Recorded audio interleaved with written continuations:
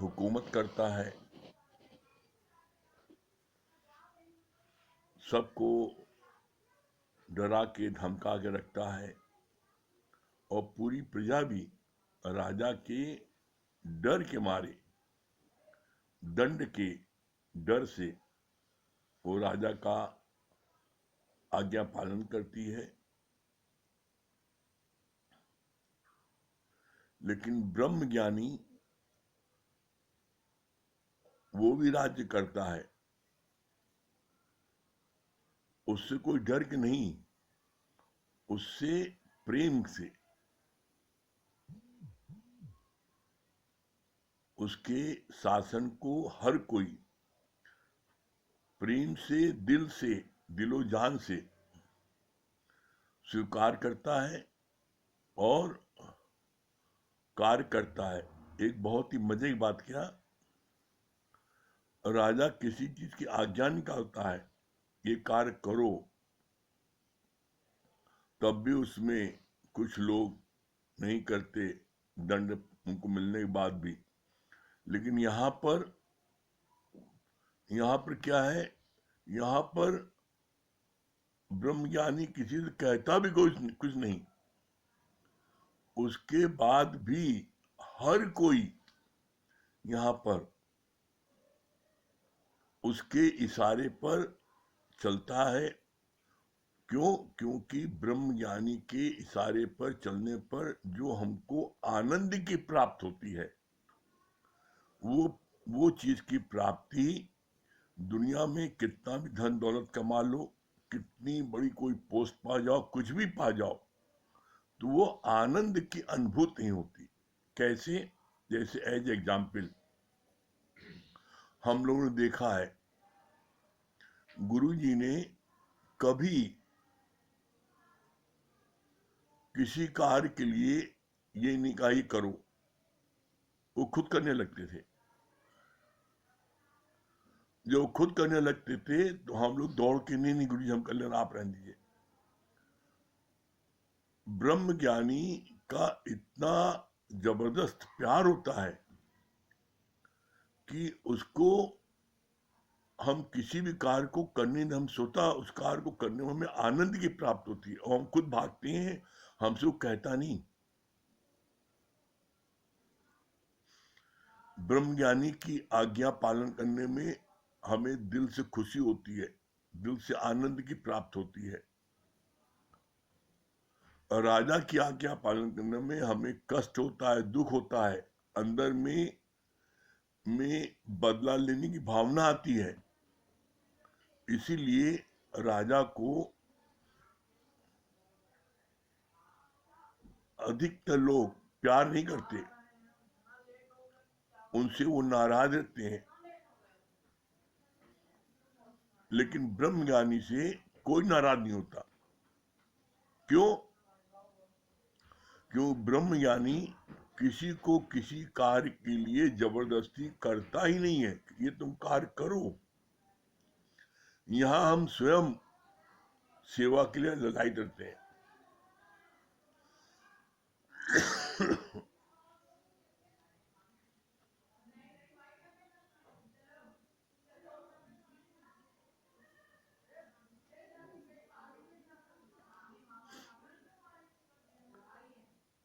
शासन करना सरल है, लेकिन किसी के दिल पर राज्य करना ये बहुत कठिन है। किसी के दिल पर राज्य आप तभी कर सकते हैं जब पहले आप उसको इतना अतिशय प्यार करो कि आपके प्यार के बिना, आपसे मिलने के बिना वो रह न पाए। और ये चीज तभी संभव होती है जब हमारा किसी से अतिशय प्यार हो जाता है। और अतिशय प्यार किससे होता है? अतिशय प्यार किससे होता है? एक बहुत ही कॉमन सी बात आप देख लो, एक जानवर को भी प्यार करो तो जानवर दुम हिलाने लगता है। आगे पीछे घूमने लगता है। और तुम परमात्मा की बनाई मूर्ति इंसान से प्यार नहीं करते। अगर आप सच्चे दिल से प्यार करो तो ऐसा हो नहीं सकता कि अगला आपसे प्यार न करे। आपके आगे नतमस्तक हो जाएगा और आपको दिलो जान से वो चाहेगा। और ये प्यार एक सिर्फ ब्रह्मज्ञानी ही कर पाता है, बाकी कोई दूसरा नहीं। और ब्रह्मज्ञानी क्यों कर पाता है, क्या कारण है? सबसे पहला कारण है ब्रह्मज्ञानी का कि उसको किसी से कुछ नहीं चाहिए। अगला इस बात के लिए निश्चित रहता है कि गुरु से हमको चाहिए नहीं।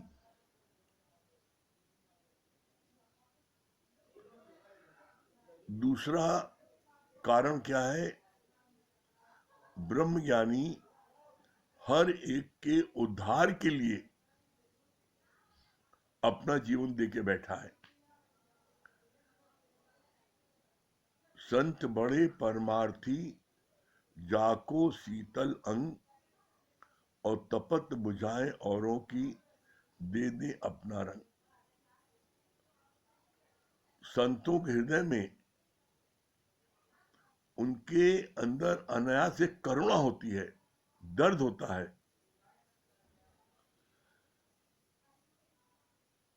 कि जैसे हमको परमात्मा शांति मिली है, आनंद मिला है, प्रफुल्लता मिली है, उसी तरीके से परमात्मा हर किसी को मिल जाए।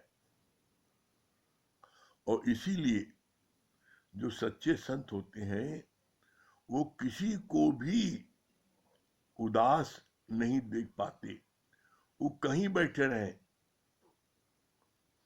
ऐसा नहीं कि जो सत्संग में आया सिर्फ उसी से वो हासिल नहीं, वो कहीं बैठे रहे, वो दुकान में बैठे रहे, फैक्ट्री में बैठे रहे, ऑफिस में बैठे रहे, वो अगर किसी भी व्यक्ति को उदास देखते हैं तो उनके हृदय में करुणा जगती नहीं, कैसे इसकी उदासी दूर करें। और उससे किसी न किसी बहाने पूछ करके उससे अपने मन की बात को वो बता देता है, मैं इस कारण से उदास हूं। वहां से ही गुरु का ज्ञान शुरू हो जाता है। गुरु जी बताते हैं कि दादा भगवान अक्सर दुकान पर जब बैठे रहते थे, अगर कोई भी महिला, कोई भी कस्टमर उदास है, मायूस है और खड़ा है, तो दादा भगवान उससे कारण पूछते थे और उसके बाद में उसका समाधान कर देते थे। वो अपने कस्टमर को माल बेचने के लिए उतावले नहीं रहते थे, वो देखते थे कि क्यों उदास है। तो बोला हर जगह, कहते नहीं कोई जगह ना तुझसे खाली है, तू व्यापक डाली डाली है। अरे जो भी कस्टमर आपके पास आया है वो कस्टमर नहीं है, भगवान है। और एक भगवान उदास रहे और एक प्रसन्नचित रहे, ये कैसे होगा? तो इसलिए संत जो है वो किसी को उदास नहीं देख पाते और वहीं से उसको ज्ञान शुरू कर देते देना। और हमने तो ये बात प्रैक्टिकल अपने जीवन में देखा है कि कोई भी अगर दुकान पर आया और उदास है और उससे थोड़ा सा जहां उसकी नस दबाई गई, भाई क्या बात है, क्यों चेहरा लटकाए हो, क्यों उदास हो? और जब वो कारण बताता है और जब गुरु जी के ज्ञान को बताते हैं तो इतना गदगद हो जाता है। तो जो माल बेचने में जो खुशी मिलती है, माल बेचने से 100 गुना ज्यादा खुशी मिलती है उसके चेहरे पर प्रसन्नता देख करके कि गुरु का ज्ञान बताया 5 मिनट में कितना प्रसन्नचित हो गया। तो ऐसे ही हर कोई, आप जहां बैठे हो, ये ऐसा नहीं कि आप सत्संग बैठे हो तभी, नहीं, जहां बैठे हो किसी को आप उदास देखो तो उसको आप उदासी दूर करने की कोशिश करो। कैसे नहीं आपके प्रति उसको प्यार होगा। इसीलिए एक लाइन आती है, दूसरों का दुखड़ा दूर करने वाले तेरे दुख दूर करेंगे राम। आप दूसरों की भलाई में, दूसरों के दुख दूर करने में लग जाइए दिल से। देखिए कैसा हर कोई आपको अपने पलकों में बैठाता है। लोग यहाँ पर दूसरे के दुखों को देख करके उपहास उड़ाते हैं, मजाक उड़ाते हैं। इसलिए कहा गया ना, मत हंस कभी किसी पर, न जाने कल तुम्हारा क्या हाल हो। यहाँ पर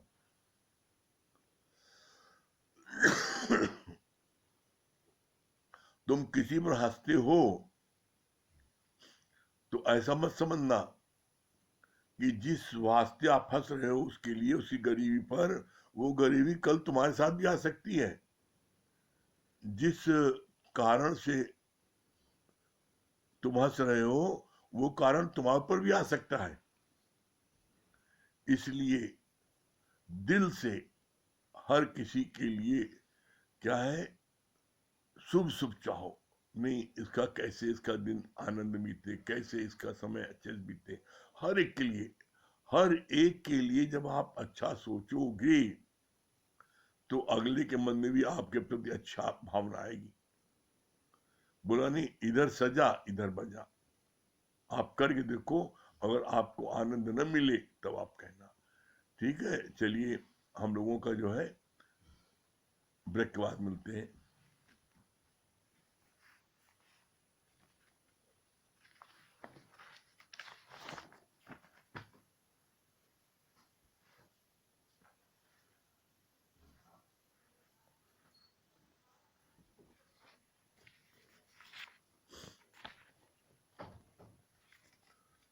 हम लोगों का गीता का 7वां अध्याय चल रहा है और 7वां अध्याय में कल का लास्ट 2 लाइन पढ़ देते हैं। दबना बहुत बड़ा अवगुण है, अपनी शक्ति को प्रकट करो। जिसकी परमात्मा से जुड़न है उसको ये दुनिया बस एक दिन मात्र ही दिखती है। यद्यपि दुशासी दृष्टि से तो, दुनियावी दृष्टि से तो ये दुनिया अंबार है। पानी भरे पनिहारिया, रंग बिरंगे घड़े, भरिया उसका जानिए जाका तोड़ चढ़े। आज इसके आगे गीता का 7वें अध्याय का 4 से 12 श्लोक तक का है। क्या बोला भगवान ने? भगवान ने बताया कि पृथ्वी, आकाश, वायु, अग्नि, जल तथा मन, बुद्धि, अहंकार, ये 8 प्रकार की जड़ प्रकृति है। ये 8 प्रकार की जड़ प्रकृति है भगवान की। कौन कौन सी है फिर तो सुन लीजिए। पृथ्वी, आकाश, वायु, अग्नि, जल तथा मन, बुद्धि और अहंकार, ये 8 प्रकार की जड़ प्रकृति, इसको बोलते हैं जड़ प्रकृति। और दूसरी क्या है? जीव, जीव रूप, चेतन। बोला दूसरी है जीव रूप, इसको बोलते हैं परा प्रकृति, अर्थात चेतन प्रकृति है। दूसरी जो है परा प्रकृति है, चेतन प्रकृति है, जीव प्रकृति है, इसको बोलते हैं। दिखने में आता है कि ये शरीर मन बुद्धि से कार्य होता है, पर इसमें सत्ता है परमात्मा की। पंखा, कूलर, बल्ब सब लगे हैं घर में, पर कार्य तभी करती हैं जब करंट पास होती है। मनुष्य फिर बड़बड़ करता है कि मैं करता हूँ, पर उसके पीछे बड़द हंसता है परमात्मा का। इसका यहाँ पर क्या भावार्थ, क्या अर्थ हुआ? भगवान ने बोला यहाँ पर कि जैसे घर में इलेक्ट्रिक के सारे सामान लगे हैं, पंखा है, कूलर है, बल्ब है, रॉड है, सब है, लेकिन ये सारे कार्य कब करते हैं? जब इसमें करंट आता है। इसी तरीके से ये शरीर में मन, बुद्धि, अहंकार, ये सब है इस शरीर में, और शरीर दिखने में बाहर से आता है, ये कार्य कर रहा है। इसने इसको खाना खिलाया, इसने इसको दान दिया, इसने इसका कार्य किया, सब दिखने में आ रहा है। बोला जो दिखने में आ रहा है,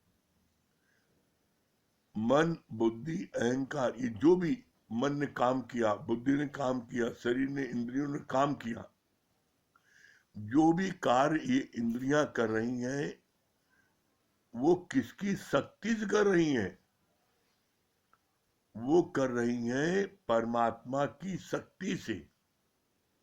जैसे बल्ब, करंट, फ्रिज, कूलर सब आपके घर में है, लेकिन वो फ्रिज कब चलता है, बल्ब कब जलते हैं, रॉड कब जलता है? जब करंट आपके यहां पर आ रहा है। इसी तरीके से जब परमात्मा की शक्ति हमारे अंदर आ रही है, तो हमारा ये शरीर, हमारी इंद्रियां, हमारा मन, बुद्धि, अहंकार, हमारा ये कार्य करता है। और ये मनुष्य ऐसा अभागा है, उस शक्ति को रियलाइज नहीं करता, उस शक्ति को महसूस नहीं करता, और फिर बड़बड़ करता, मैंने किया, मैं करूंगा। हर बात में वो बोलता है मैं करता हूं, मैं न करूंगा कौन करेगा। वो परमात्मा की शक्ति को बार बार भूल जाता है। इसीलिए गुरु जी बोलते हैं, छिन छिन भूलन हार।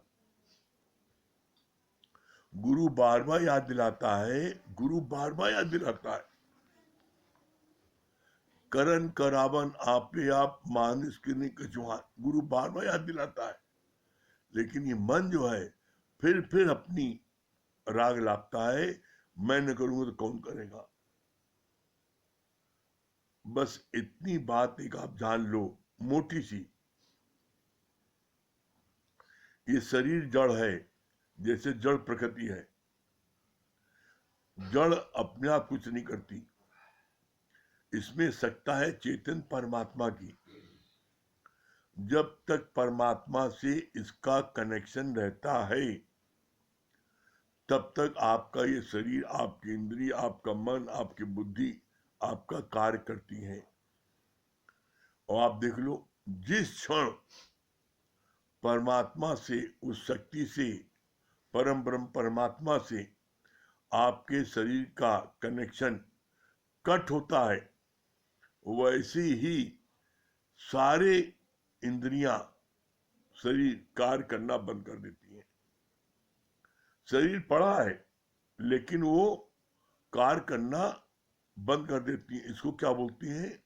इसको बोलते हैं फ्यूज। कैसे?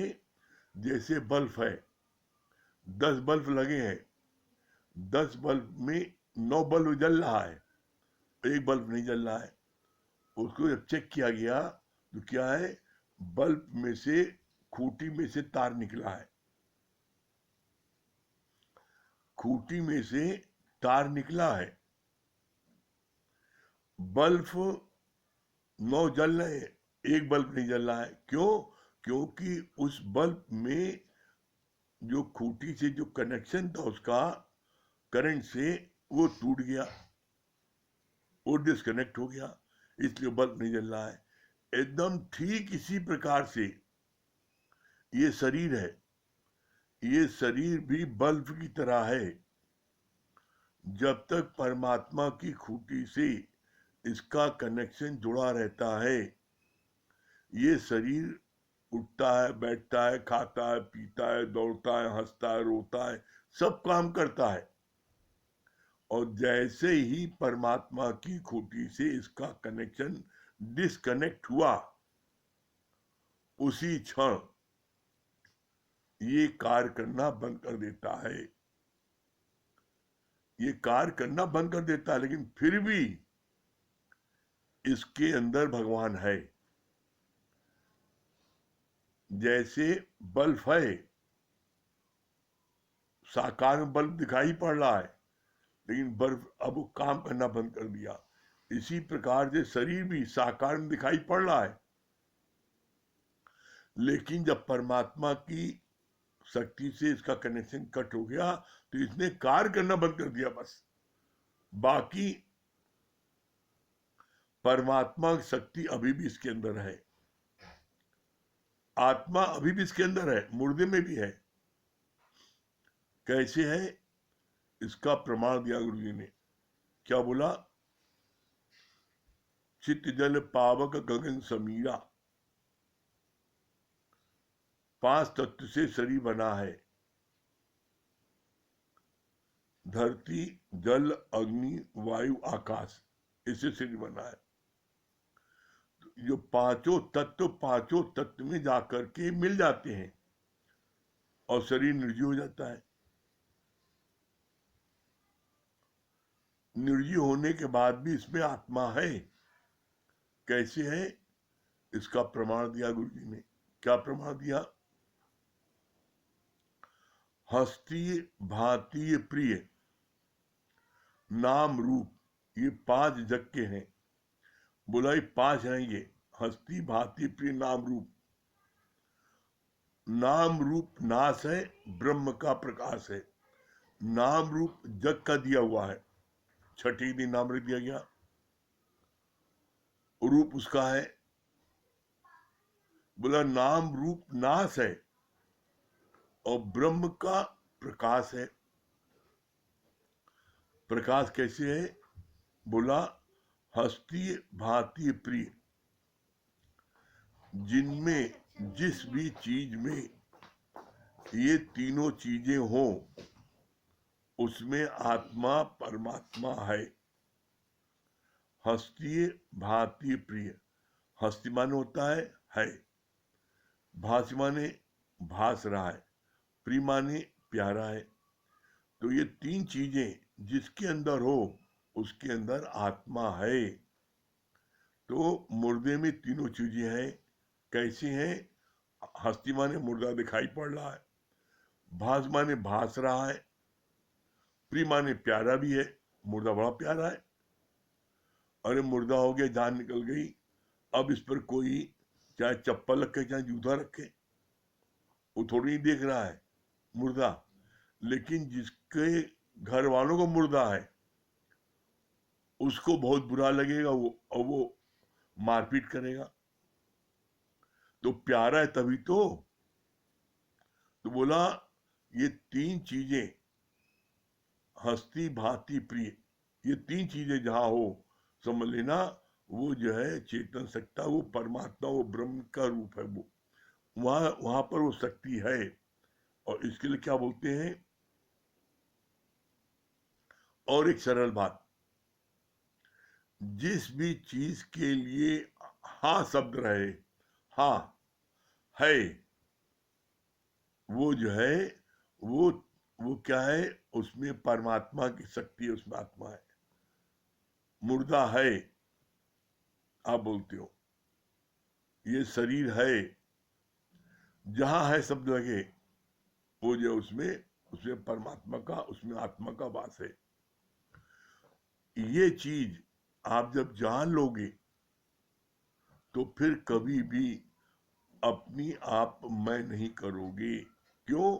मैं कब करते हैं? जब हम समझते हैं कि मेरे बिना कोई ये काम नहीं कर सकता। नहीं, सब कुछ उसी परमात्मा की शक्ति के, परमात्मा के इशारे से सारा कार्य हो रहा है। फिर आगे बोला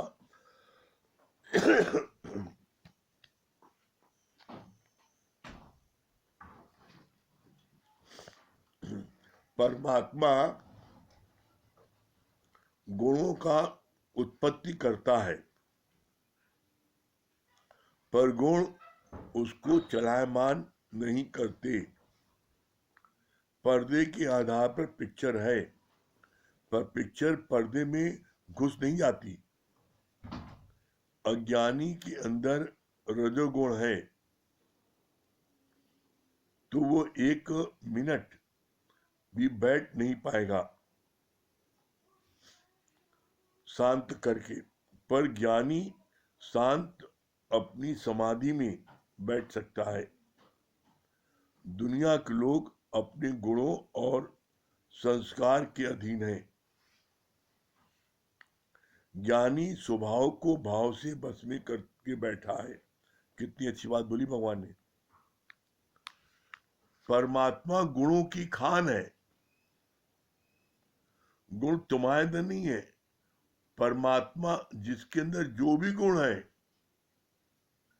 चाहे भजन गाने का, चाहे ज्ञान बताने का, चाहे प्यार करने का, चाहे सेवा करने का, उदारचित होने का, जो कुछ भी परमात्मा ने तुमको गुण दिया है वो परमात्मा की कृपा से तुम्हें प्राप्त हुआ है।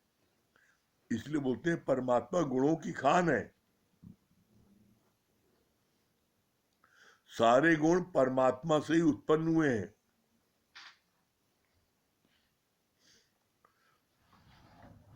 सारे गुण परमात्मा से उत्पन्न होने के बावजूद गुण परमात्मा को नहीं चलाते। कितनी अच्छी बात बोली।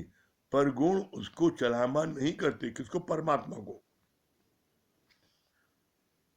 पर्दे के आधार पर पिक्चर है, पर पिक्चर पर्दे में घुस नहीं गई।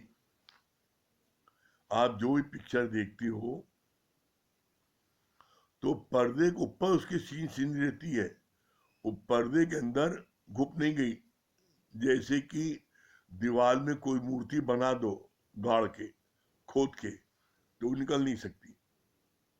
तो ऐसी पिक्चर हॉल में पिक्चर के पर्दे पर पिक्चर चलती है। इसीलिए पर्दा न्यारा निर्लेप रहता है हमेशा। चाहे पिक्चर हॉल में पिक्चर 1 हफ्ते में बदल जाए और चाहे 1 साल बाद बदले, पर्दा वही रहता है। पिक्चर अदलती बदलती है। मतलब क्या? इसी तरीके से शरीर अदलता बदलता है, लेकिन शक्ति उसी परमात्मा की रहती है। उसी परमात्मा की शक्ति के बदौलत जीव विभिन्न रूप धारण करता है।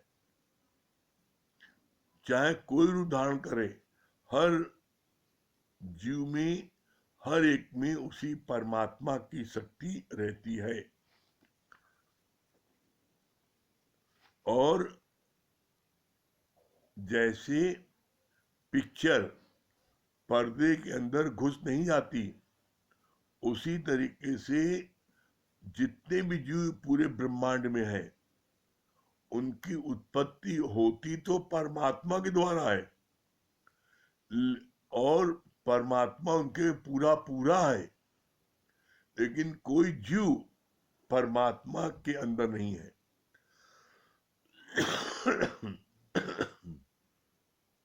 कोई जीव परमात्मा में नहीं है। जैसे कोई पिक्चर पर्दे के अंदर नहीं घुस गई, उसी तरीके से कोई जीव परमात्मा के अंदर नहीं घुस गया, लेकिन परमात्मा सब में है। जैसे कोई भी पिक्चर बिना पर्दे के आधार के बिना चल ही नहीं सकती, इसी तरीके से कोई भी जीव बिना भगवान की शक्ति के चल ही नहीं सकता। ये बात हम जब जान लेते हैं तो फिर हमको जो है, हमको अपनी मैं की चटनी बन जाती है ऑटोमेटिक। फिर आगे बोला, कितनी अच्छी बात बोली, अज्ञानी के अंदर रजोगुण है तो वो 1 मिनट भी बैठ नहीं पाएगा शांत करके। जो व्यक्ति के अंदर में कर्तापने का भाव होता है, जो रजोगुणी प्रवृत्ति के लोग होते हैं, वो 1 मिनट भी शांत होकर नहीं बैठ पाते। वो हमेशा हलचल में क्या करें क्या करें। उनसे 5 मिनट को बैठ जाओ शांति से, नहीं, वो कुछ ना कुछ फिर करने लगेंगे। अगर कोई काम नहीं मिलेगा तो अपने नाखून काटने लगेंगे। वो कुछ ना कुछ कर्तापने का भाव उनके अंदर है, वो करने लगेंगे। तो बोला ये अज्ञानी का लक्षण है। अज्ञानी 1 मिनट भी शांत होकर के नहीं बैठ सकता, और उसी की जगह ज्ञानी जो है वो क्या है, उसके लिए बताया। देखो ज्ञानी ने बताया, अज्ञानी के अंदर रजोगुण है तो वो 1 मिनट भी बैठ नहीं पाएगा शांत करके। पर ज्ञानी शांत अपनी समाधि में बैठ सकता है। ज्ञानी शांति से अपनी समाधि में बैठ सकता है। कितने भी समय बीत जाए वो अपनी समाधि बैठ सकता है। उसके मन में एक पैसे हलचल नहीं होती, वो अपनी समाधि बैठा है। क्यों बैठा है समाधि में, कारण क्या है, वो जानता है जो भी कार्य परमात्मा को हमसे कराना है करा लेगा, तो हम किस बात की तकड़ करें। वो कभी भी उसके मन में हलचल नहीं होती है, वो हमेशा शांत में आनंद में बैठता है। फिर बोला, दुनिया के लोग अपने गुणों और संस्कार के अधीन है। जो दुनिया के लोग हैं, जिसका जैसा संस्कार और गुण होता है वो उसी के अधीन होते हैं, चाहे ज्ञान में आने के बाद भी। आप देखो सत्संग में आने के बाद भी बहुत से लोग जो एडमिनिस्ट्रेटिव टाइप होते हैं, वो यहाँ भी अपनी एडमिनिस्ट्रेशन दिखाने लगते हैं। जिनके अंदर में कर्ता भाव का रहता है, वो यहाँ भी अपना कर्ता भाव दिखाते हैं। वो अपना संस्कार नहीं छोड़ पाते। तो बोला, लेकिन ज्ञानी जो है, ब्रह्म ज्ञानी जो है, वो किसी चीज में ही बंधा नहीं है। वो अपने संस्कार और स्वभाव को भाव से अपने बस में कर लेता है। कैसे, कितना अच्छा बोला, दुनिया के लोग अपने गुणों और संस्कार के अधीन है। गुणों क्या है, सतो रजो तमो, ये 3 गुण होता है। तो कोई तमोगुणी प्रवृत्ति का होता है, कोई सतोगुणी प्रवृत्ति का होता है, कोई रजोगुणी प्रवृत्ति का होता है। तो जो जिस गुण के अधीन होता है वो उसी गुण के अधीन रहता हुआ कार्य करता है। सत्संग में आने के बाद भी वो अपने अपने उसको नहीं बदल पाता। लेकिन ज्ञानी जो है वो अपने भाव से, क्या बोला, ज्ञानी स्वभाव को भाव से बस में करके बैठा है। ज्ञानी अपने स्वभाव को अपने बस में करके बैठा है। उससे कोई चीज कोई करा नहीं सकता। क्यों, क्योंकि उसने अपने संस्कार, अपने स्वभाव, अपनी आदत सबको अपने बस में करके वो बैठा है। फिर आगे बोला,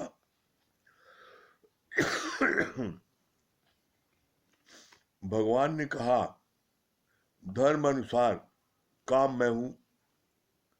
तुम्हारी कामना धर्म अनुसार नहीं है। सारा दिन तुम विषयों में मन रखकर बैठती हो। ज्ञानी अपने मन और इंद्रियों का मालिक कभी भी दूसरों को के अधीन होकर नहीं मनाता। जो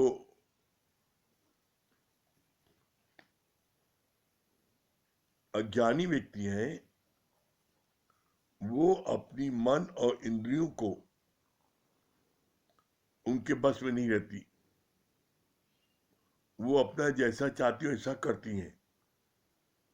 इंद्रियां जहां चाहती हैं अपनी मनमानी करती हैं, लेकिन ज्ञानी ने क्या बोला है ज्ञानी अपने मन और इंद्रियों का मालिक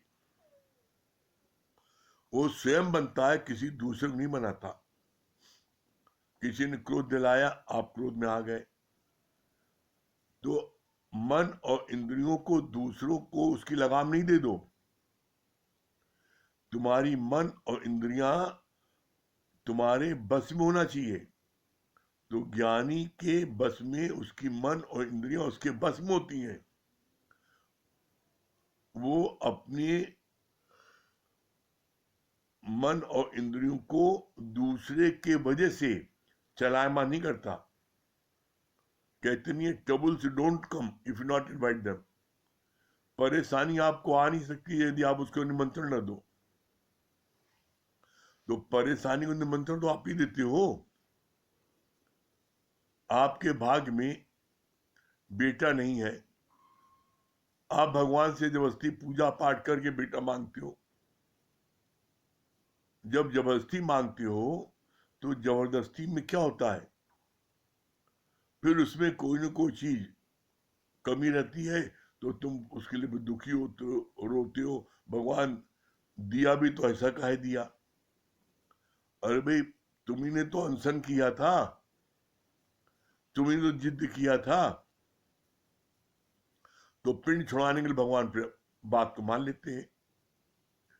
लेकिन यहां पर ज्ञानी परमात्मा की रजा में राजी रहता है। ज्ञानी कभी ये नहीं कहता कि ये चीज करो, जो परमात्मा की रजा उसमें राजी रहता है। इसका प्रमाण है, क्या प्रमाण है? स्वयं भगवान राम अगले दिन प्रातः काल उनका राज तिलक होना है, और अगले ही दिन उनको जो है पता लगता है कि माँ ने 14 वर्ष का वनवास मांगा मेरे लिए, और भरत को राजगद्दी के लिए मांगा है। तो भगवान होते हुए भी उन्होंने राज्य के लिए लड़ाई नहीं की। कितना सुंदर बोला है, राम ने अपने मन को वन के सुखों की ओर मोड़ दिया। उन्होंने याद किया कि वन में क्या क्या सुख मिलेंगे, और अगले दिन सुबह वो तैयार होकर वन में चले गए। तो परमात्मा ब्रह्मज्ञानी हमेशा ऐसा उदाहरण देते हैं, पेश करते हैं। वो परमात्मा की रजा में राजी रहते हैं। कहते नहीं जे भी राखे राम ताई भी दरिए राम। सबसे उत्तम पूजा क्या है? परमात्मा की रजा में राजी रहना। अगर आप भी राजी रहोगे तो आपके अंदर में आनंद मिलेगा, शांति मिलेगी, संतोष मिलेगा, प्रफुल्लता मिलेगी, और आपको दुनिया की कोई ताकत नहीं है आपको दुखी कर सके। हमेशा आप आनंद रहो। और आप लोग को तो, आप तो परम आनंद धाम में बैठे ही हो। जो नित्य सत्संग लेता है वो परम आनंद धाम में बैठा है। तुम अपनी मुक्ति की तो चिंता ही नहीं करो। गुरु ने तुमको ये शक्ति देता है कि तुम हजारों को जाके मुक्त कर सकते हो। कभी निराश नहीं होना, कभी दुखी नहीं होना। क्यों? तेरा कुछ ना बिगड़ेगा। सत्य गुरु शरण आने के बाद हर खुशी मिल जाएगी, कदमों में झुक जाने के बाद। ठीक है? हाँ नीलू जी।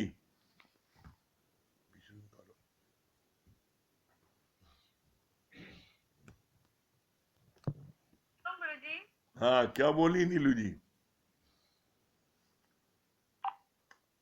सच बात है, एक गुरु का हो जाइए, एक गुरु का बन जाए तो दुनिया की सारी खुशियां अपने चरणों में। आज हम यही महसूस कर रहे थे।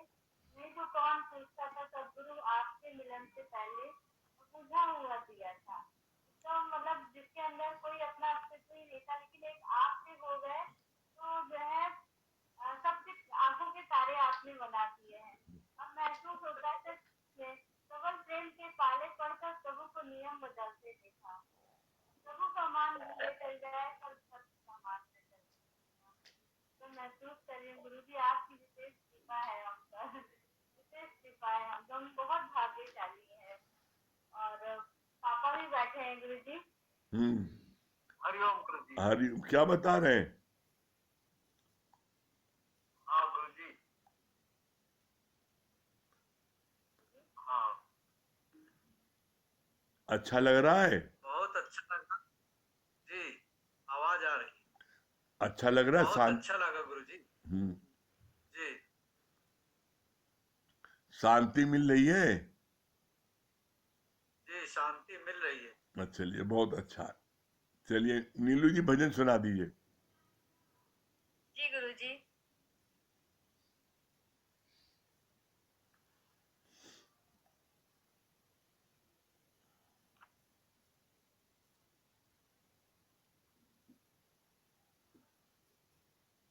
कितने ऊंचे भाग हमारे जो हमने सतगुरु पाया है।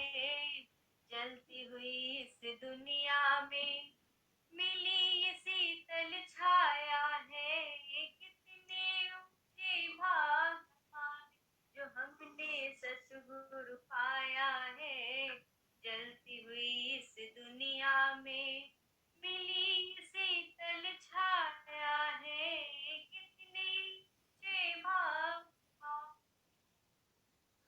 भरे थे दुख ही दुख इसमें थी ऐसी दास्ता सबकी। मिला ना जब तलक ये दर परेशान जिंदगानी की। भरे थे दुख ही दुख इसमें थी ऐसी दास्ता सबकी।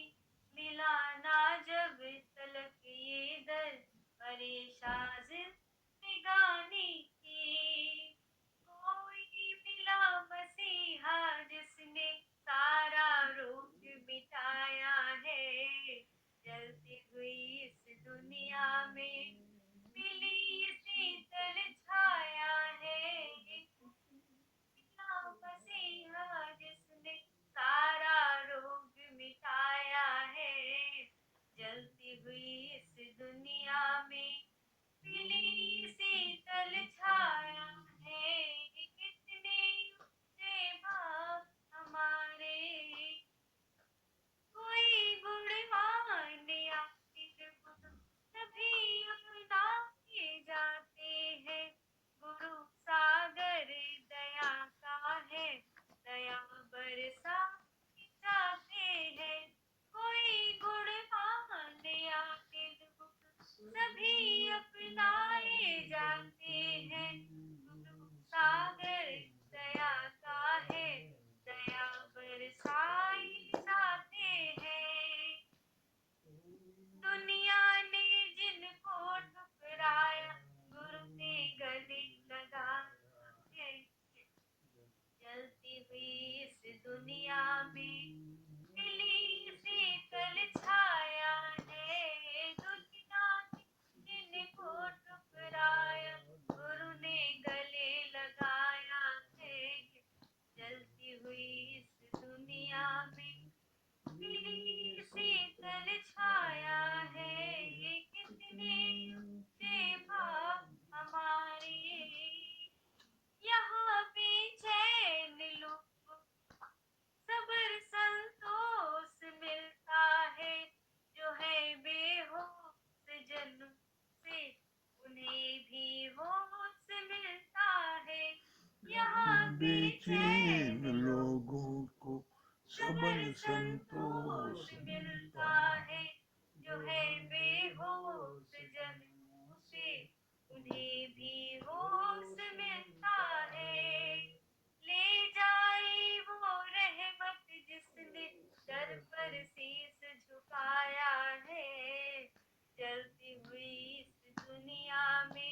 मिली ये शीतल छाया। कितने सेवा हमारी, कलम लिख लिख के हारी है, जुबां गा गा के हारी है, जमी आकाश से ऊंची गुरु महिमा तुम्हारी है। कलम लिख लिख के हारी है, जुबां गा गा के हारी है, जमी आकाश से ऊंची महिमा तुम्हारी है। गुरु तेरी रहमत ने ये ज्ञान का दीप जलाया है, जलती हुई इस दुनिया में मिली शीतल छाया है। ये कितने से भाग हमारी जो हमने सतगुरु पाया है, जलती हुई इस दुनिया में मिली शीतल छाया है। ये कितनी सेवा हमारे। ये सच बात है गुरुजी, एकदम हकीकत है। एक गुरु का हो जाइए तो दुनिया के सारे सुख अपने चरणों में है। लेकिन सच बात है, भक्त की परीक्षा भी बहुत होती है। वहाँ मन हिल जाता है। लेकिन बस गुरु को अगर अपना लीजिए तो सब कुछ बहुत अच्छा है, हाँ, बहुत ही अच्छा है। बहुत सुंदर। हरिओम गुरुजी। हरिओम। हाँ चित्रा जी। बहुत अच्छा। हरिओम गुरुजी। हाँ हरिओम। हरिओम। क्या बोल रही है? बहुत अच्छा, बहुत बढ़िया बताया कि जैसे बल्ब में करंट है तब तक रोशनी है, उसी प्रकार परमात्मा से जब करंट रहता है वो रहता है शक्ति, तभी हम सही हैं, वरना मुर्दे हैं। हाँ। ये बात बहुत अच्छी लगी। और ये अच्छा लगा कि पर्दे के आधार पर पिक्चर चलती है और वो ना कि पिक्चर में घुस जाती है। इसी तरह गुण भी हमको परमात्मा ने दिया है, लेकिन गुण ईश्वर को नहीं चला पाता, गुरु को नहीं चला पाता। गुरु और ईश्वर गुण को चलाते हैं। जो हमारे अंदर गुण है, कला जी, ये सिर्फ आपकी कृपा है, परमात्मा की कृपा है। सब कुछ बहुत भाग्यशाली है गुरु जी। हाँ त्रिपाठी जी क्या बोल रहे हैं? हरिओम गुरु जी। हरिओम। गुरु जी ये बात अच्छी लगी। हरिओम। दूसरे का दुखड़ा दूर करने वाले तेरा दुख दूर करेंगे राम, ये बात सही है। बहुत जैसे हम सुंदर। किसी से मुलाकात होती है तो वो भाव होना चाहिए, और वो गुरु के आशीर्वाद से ही वो भाव हम बहुत लोग के अंदर है कि हम लोग पहले हाल चाल पूछते हैं कैसे हैं, हाँ, उसके बाद जो है हम लोग काम की बात करते हैं। हाँ नरेंद्र भाई। और दूसरा गुरु जी आपने बहुत अच्छी बात बताया कि परमात्मा को ध्यान रखें, हम कुछ भी कर रहे हैं तो परमात्मा उससे हो रहा है, लेकिन वो संभव जब है जब हम गुरु से जुड़े हैं। इसलिए कि हमारा पावर हाउस गुरु है। हाँ। कि 24 आवर जो है सप्लाई जो है हमारे अंदर दौड़ती रहेगी जब गुरु से जुड़ाव रहेगा। बहुत सही। Special supply. हाँ नरेंद्र भाई।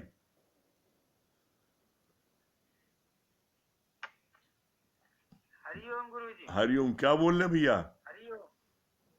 हाँ क्या बोल रहे नरेंद्र भाई? बहुत अच्छा बताया कि 5 तत्वों से ये ब्रह्मांड बना है और 5 तत्वों से ये शरीर बना है। चित्त जल पावक गगन समीरा, आपने बताया बहुत अच्छा है। बताया कि परमात्मा तो गुणों की खान है, लेकिन जो है उसकी शक्ति से ये गुण काम करते हैं, लेकिन ये गुण परमात्मा को नहीं कर सकते। बहुत सुंदर। हाँ संजू भैया पापा मऊ। हरिओम। हरिओम। हाँ क्या बोल रही है? पहले तो गुरुजी का लाख लाख शुक्राना है कि घर बैठे सत्संग मिल रहा है, नहीं तो नसीब नहीं होता था। लाख लाख शुक्राना, बहुत नसीब है जो ऐसा गुरु ऐसा सत्संग पाया। बहुत अच्छा लगा गुरुजी, जो राम वाली बात बता रहे थे, बहुत अच्छा लगा। आनंद मिल रहा है। चलिए बहुत सुंदर। मन को बहुत शांति मिलती है। बहुत अच्छा। हाँ राकेश भैया। हरिओम। हाँ प्रणाम भैया। प्रणाम। क्या बोल रहे राकेश भाई? आज आपने एक चीज बड़ी अच्छी बताई और बड़ा क्लियर किया कि हम परमात्मा में हैं ऐसा नहीं है, परमात्मा हमारे में है। ये आज आपने बड़ी मतलब अच्छी और क्लियर, मतलब जैसे होता है ना, हम लोग बहुत बार बोल देते हैं कि हम लोग परमात्मा से मिलके एक होते हैं, ऐसा तो परमात्मा तो हमारे अंदर है ही है, परमात्मा हमारे अंदर है। ये बात बड़ी आज क्लियर हुई, बड़ी अच्छी लगी। बहुत सुंदर। हाँ दुर्गेश भैया दिल्ली।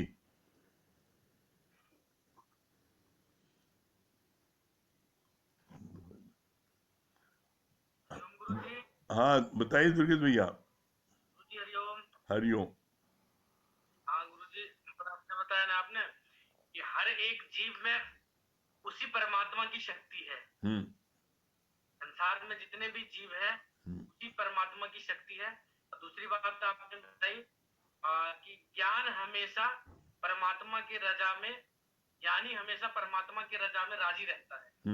चाहे जैसी भी परिस्थिति हो, जो ज्ञानी होता है उसे परमात्मा की आज्ञा समझ के, परमात्मा की कृपा समझ के उस चीज को राजी रहता है, चाहे जिस चीज से भी हो। ये बड़ी अच्छी बात है। बहुत सुंदर।